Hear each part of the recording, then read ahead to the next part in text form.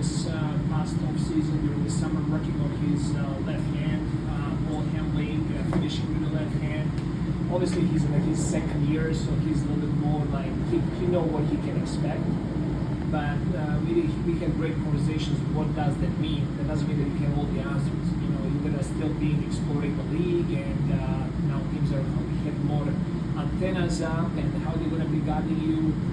What you need to do to improve your defense. So constantly, it's about process and learning. But he's doing a really good job, especially lately, of taking care of the ball. And his assistant turnover ratio is pretty high, so that's something that we really focused on with him. And does that help that he's been able to do that while still keeping up all the pressure on the defensive end? Absolutely. I mean, he's coming off the bench. He brings a lot of energy. He's ball pressure. He's high level. That's what he does, and that helps our team tremendously. And he's learning how to sustain that, how to play on both ends of the floor while playing that style.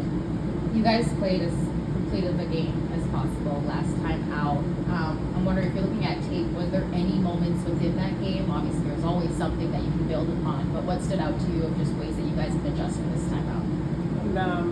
I do love when we play games against same teams in a short span of time.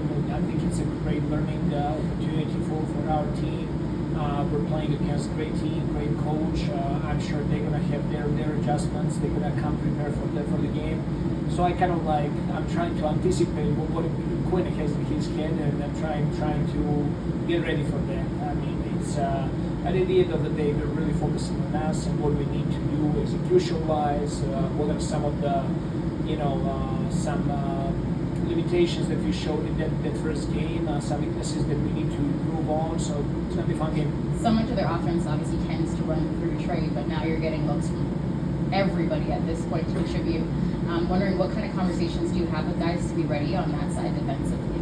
And Trey is amazing offensive player, great connector with his teammates. He does a great job offensively. He's so hard to guard. But in his absence, all the guys are taking more up on themselves. So Johnson and Daniels and Porzingis and Mikhail, all of those guys, they're trying to do more because they need to step up in the absence of Trae Young. So we got to be ready for all of those guys. NBA Cup Game 2 for you. You get the win in the first one. Obviously, it's not the ultimate goal. The championship is, but to have this here, does it spike a sense of urgency within the locker room with the guys, do you think? I believe so. We do talk about the importance of cup games. Obviously, every game has value and importance, but cup games, it's a specific competition. So we're going to try to give our best tonight. And I know last game there was hesitancy to score the basket late. Everyone's well aware of just how much it means to get as much points as you possibly can when the game is expiring, and kind of letting go of that showmanship. And that's part of the cup rules. So I don't think there are any bad blood between coaches or players when those situations happen. Regular season games, there is always etiquette, like what you need to do, how you treat your opponents, and how do you expect to be treated. Cup game is just specific because every point is supposed to count. So outside of those games, I think sportsmanship in the league, around the league, is pretty high. Coach, one of the early season trends that we've been seeing is a lot more defensive pressure in the backcourt. I mean, you guys are leading into that in particular.